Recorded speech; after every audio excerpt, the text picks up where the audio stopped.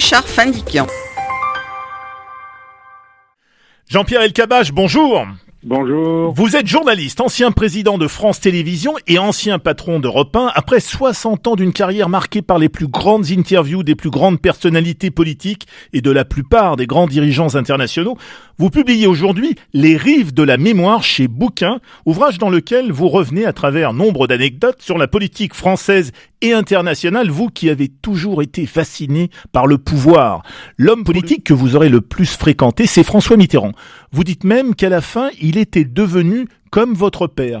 Et c'est avec François Mitterrand que vous réaliserez l'interview la plus bouleversante en 1994, quand l'ancien président malade, épuisé, vous demande d'être le plus dur possible avec lui. La plus bouleversante pour moi et pour le public. Et on me dit que c'est un document ou un entretien qui restera historique. Oui. Et il a été préparé par moi pendant quelques heures après une demande de François Mitterrand. Il venait d'être attaqué à propos de la sortie du livre de Pierre Péan et il avait voulu s'expliquer, y compris devant ses proches. Et je trouvais d'ailleurs qu'il y avait une hypocrisie des proches puisque la plupart devaient savoir ce dont il était question.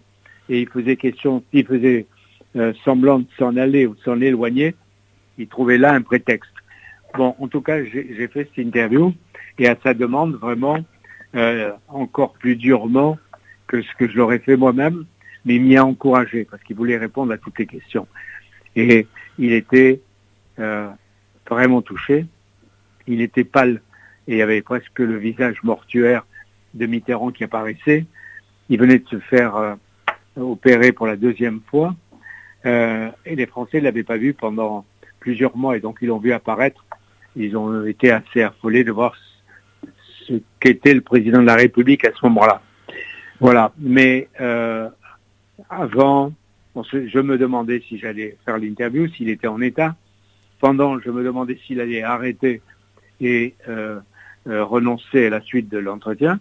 Et puis finalement, avec le temps et l'entretien progressant, comme s'il avait vampirisé le sang de son interlocuteur, il prenait de plus en plus de force et, je dirais, de mordant dans les réponses qu'il faisait. Mais j'ai connu François Mitterrand avant qu'il soit élu président de la République. Il savait le rôle que j'avais joué comme directeur de l'information, où je m'efforçais, quelles qu'étaient les pressions contraires, pour que chef de l'opposition il puisse s'exprimer régulièrement. Puis est arrivé 81, certains de ses amis m'ont fait la peau, et puis j'ai fréquenté la NPE, c'était à l'époque le centre du chômage, et je suis revenu tout doucement par la petite porte à Europe 1, dans des émissions pour lesquelles la politique m'était interdite. Mais Mitterrand, c'était ça. Mitterrand, c'était l'alternance après 23 ans de gaullisme et de libéralisme. C'était deux cohabitations. C'était l'abolition de la peine de mort. C'était un développement assidu pour une Europe de la sécurité et de la paix, sans compter alors les fautes qu'il avait commises quand il était plus jeune, ministre de l'Intérieur et, si je me souviens, de la Justice. Et donc, Mitterrand, moi, j'ai jamais essayé de le réduire à la maladie et à la mort. Mais, en effet, comme vous l'avez dit, c'est ce qui était de plus douloureux dans ce que j'ai préparé et réalisé.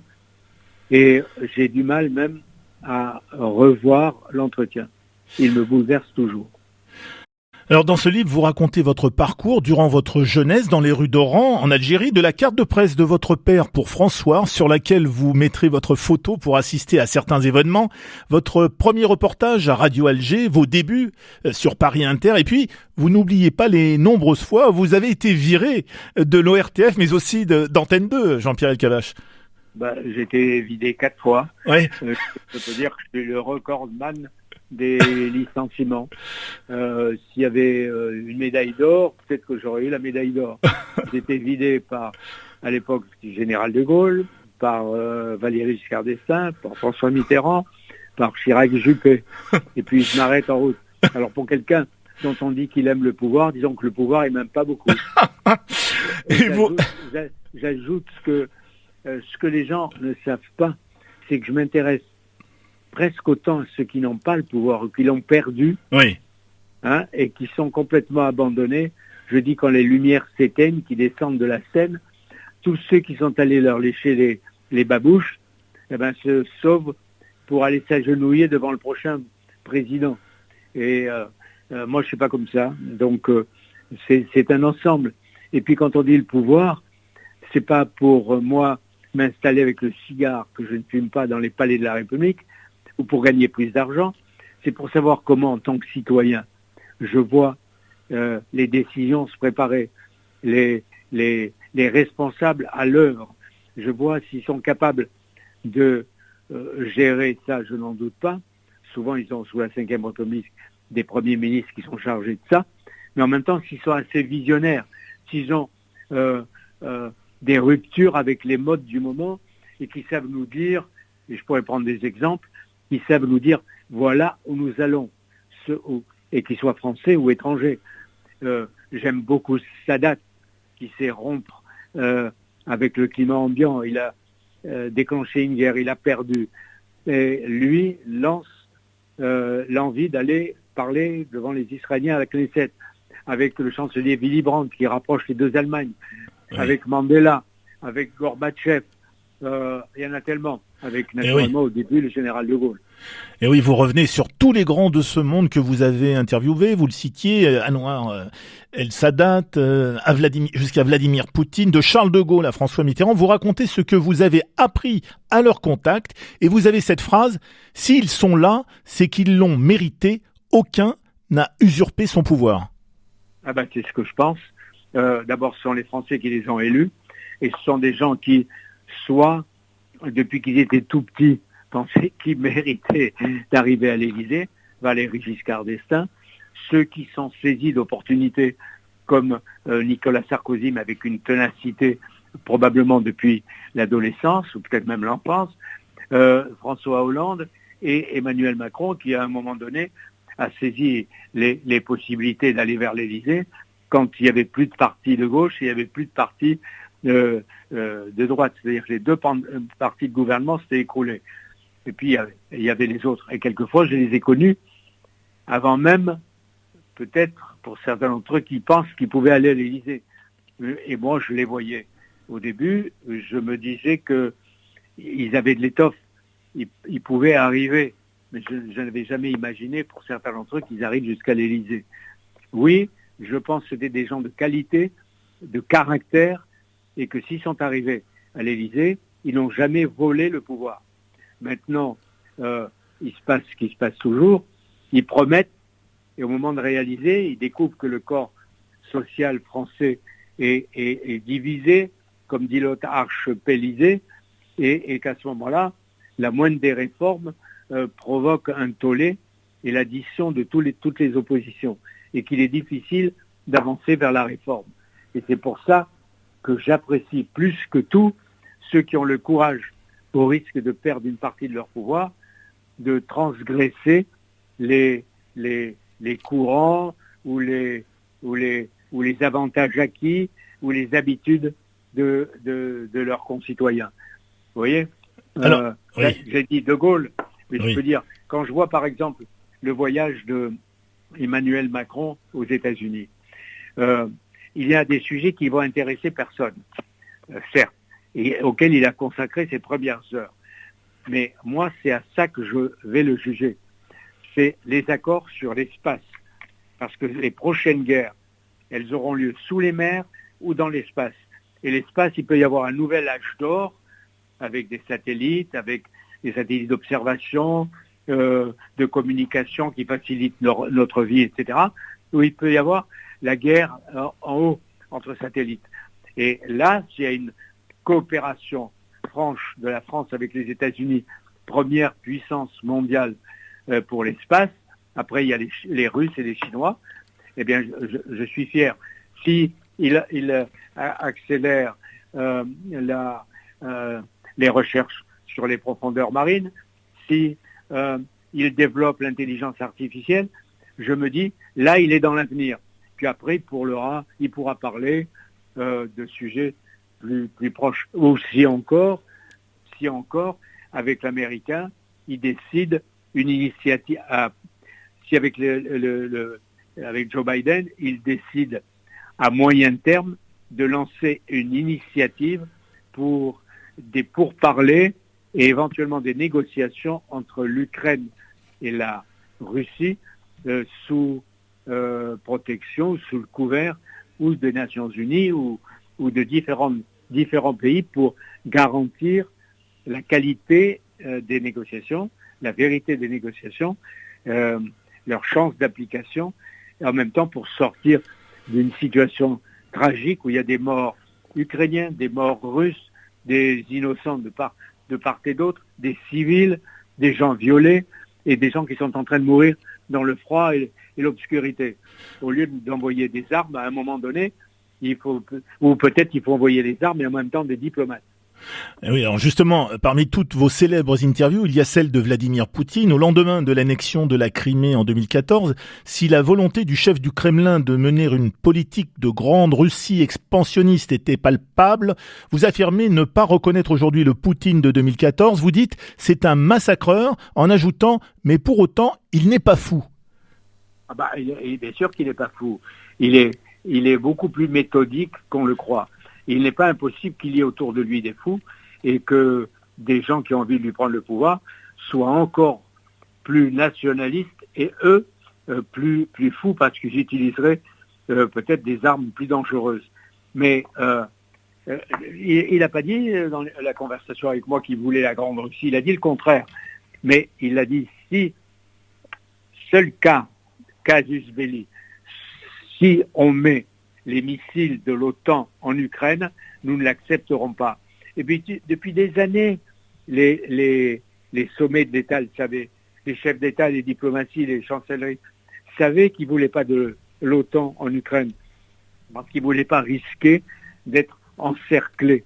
Et c'était l'habitude de la diplomatie américaine, et parfois européenne quand elle suit les Américains, de endiguer, d'encercler.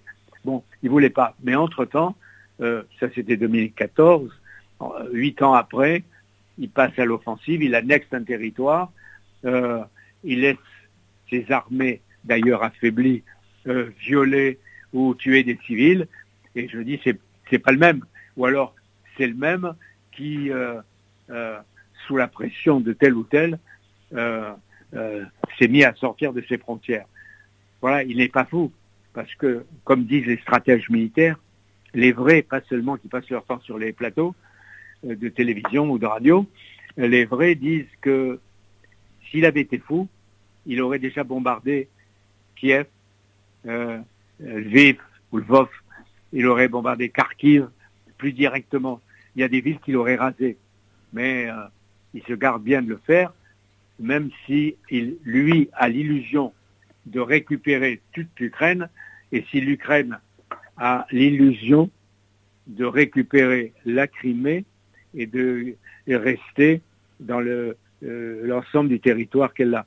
Personne aujourd'hui ne peut avoir une victoire militaire, ni sur l'un ni sur l'autre. Donc il faut chercher l'équilibre et en même temps, la possibilité de négocier.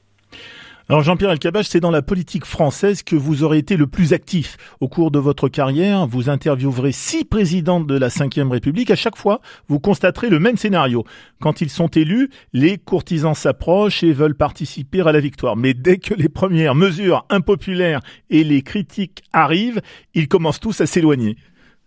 J'ai tort ? Non, je crois pas. C'est un scénario classique et qui ne me surprend pas.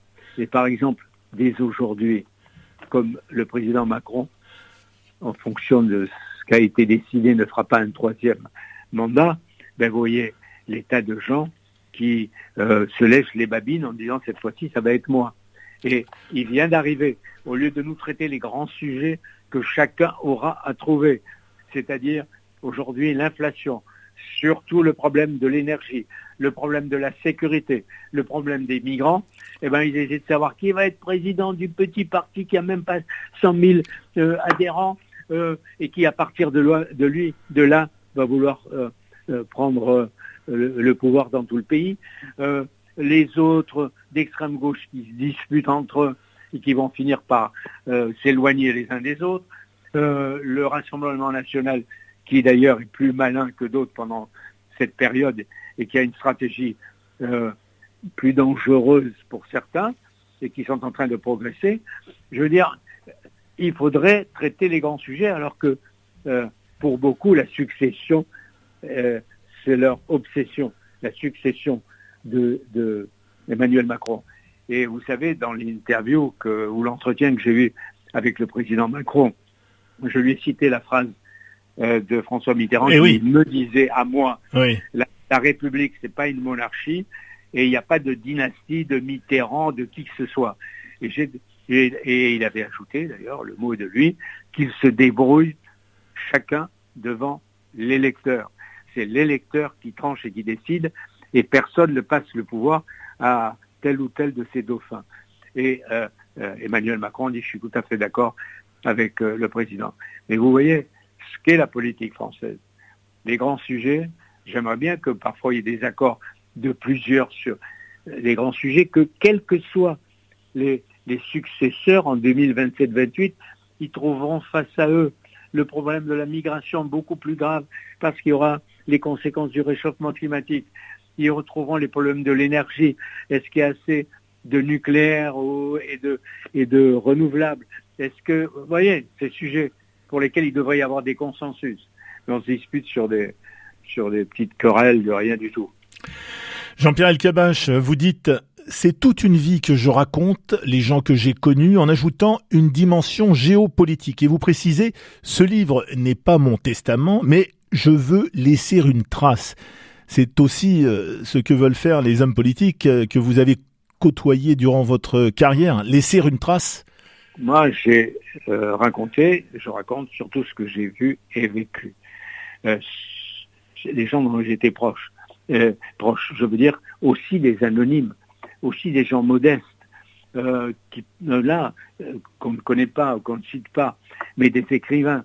Pendant 17 ans, j'ai créé et animé l'émission Bibliothèque Médicis, qui était une des émissions les plus importantes littéraires quand Apostrophe s'est arrêté. J'ai interrogé des scientifiques, des savants, des artistes, Audrey Hepburn, le Daniel Cordier, que j'ai beaucoup aimé, le secrétaire général et personnel de Jean Moulin, tellement de gens, Monseigneur Lustiger, les grands rabbins, le Shemseddin Hafiz, le recteur de la mosquée, je ne sais pas, des artistes et des écrivains inconnus. J'ai vu, j'ai vécu, je raconte. Et maintenant que j'ai envie de laisser une trace, j'ai essayé de donner un sens à ma vie, autant de témoigner, parce que ma mémoire, c'est aussi votre mémoire, et c'est la mémoire commune à l'égard d'événements que nous avons vécus. Moi, j'ai eu la chance de les vivre de près.